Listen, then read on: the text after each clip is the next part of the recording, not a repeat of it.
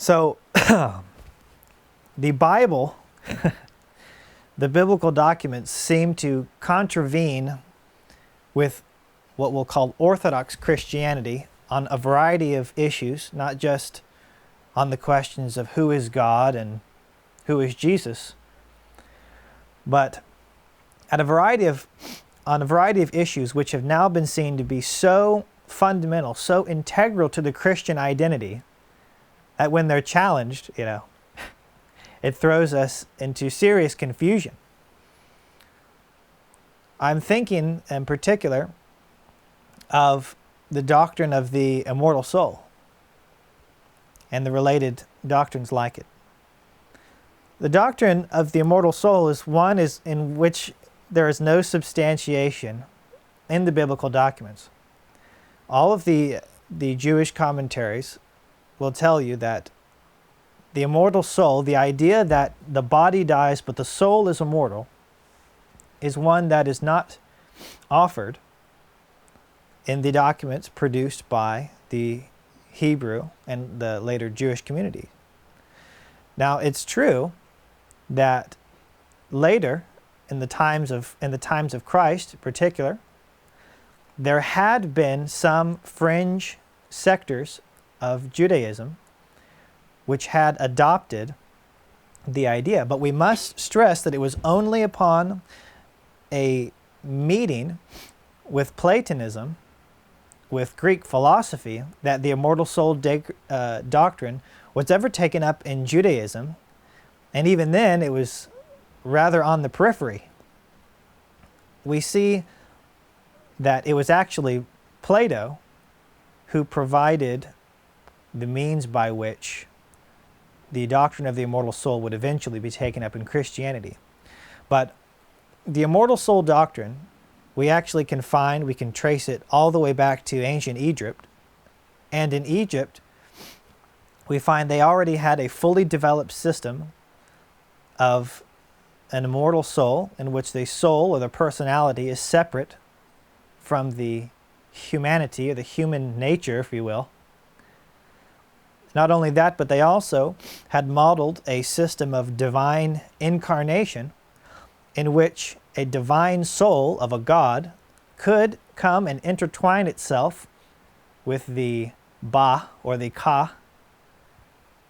And so a human being, a human nature, would be intertwined with a god, a divine person. We find these systems were very fundamental to much of their theology, to their ideas of divine kingship. And we find the conduction of those ideas into the Greek world. They come through the Orphic cult, Orphism.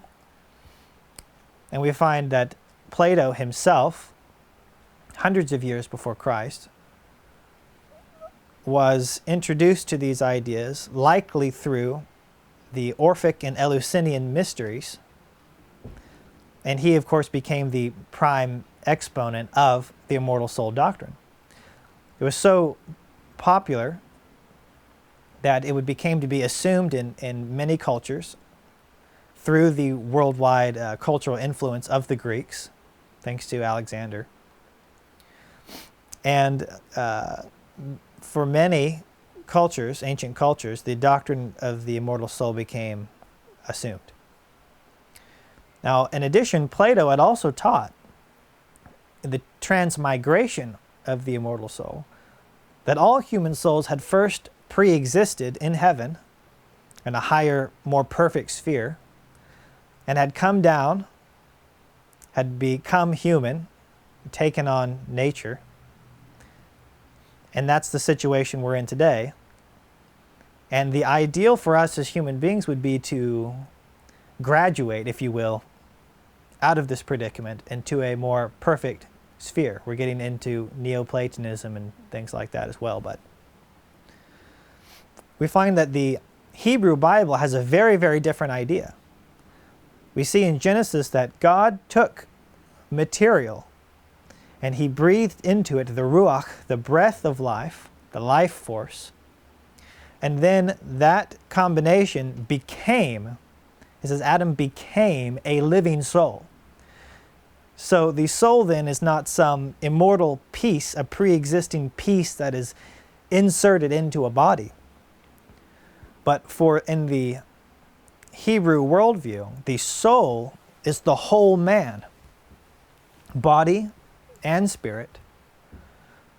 It's very clear in the Old Testament that when I'm thinking of Ecclesiastes, Job, when a being dies, it says the spirit, that's the ruach, the life force, the breath, returns to God who gave it, and the body goes to dust. There is no living on in another sphere. In fact, the whole idea is predicated upon the idea that the soul is immortal, that is indestructible. That's the Platonic view. There's nothing you can do to kill it. It will simply continue to go on in some form or fashion. But this, of course, is exactly what the serpent in the garden told Adam and Eve. You will not surely die if you eat of this. But of course, God says, the day that you eat of it, you will die. Of course, Jesus himself says that the soul can be destroyed by God. So we see here a disagreement at a very fundamental level on, first of all, what is the soul, and can the soul be destroyed?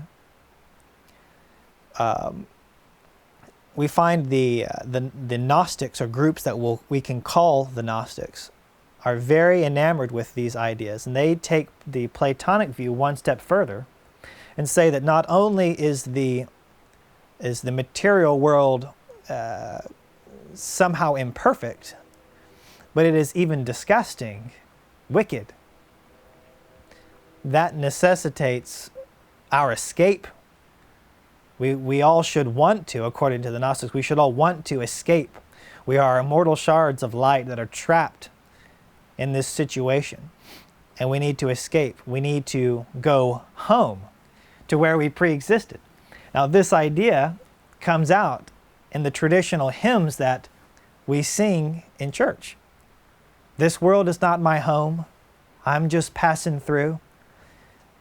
The idea that this world is not our home is directly contrary to the Bible.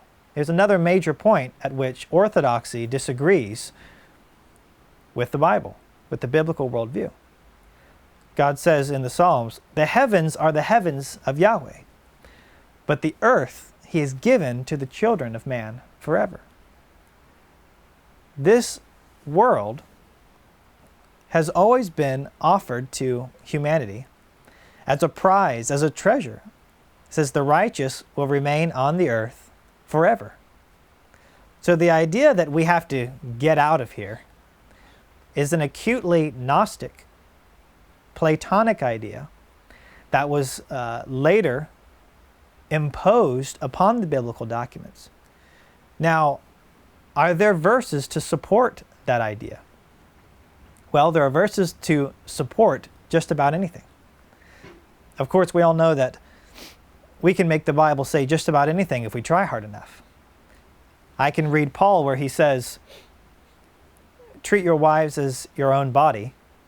And then I can read him where he says, and I beat my body and I make it my slave. Well, we can make the Bible say and justify any preconceived notion.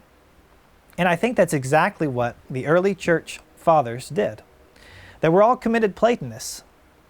They'll tell you that themselves, how much they adore his work. Some even saw in Plato a proto-Christian and related the revelation that he had as similar to the one God gave Moses. Read Justin Martyr and all of that. So we find the church fathers came to both the Old Testament and the New Testament with a preconceived system. And after that, it was simply a matter of selecting passages to fit that thesis. But when we consider the full account, it presents many, many ideas at many fundamental levels that disagree with what we call Christian orthodoxy.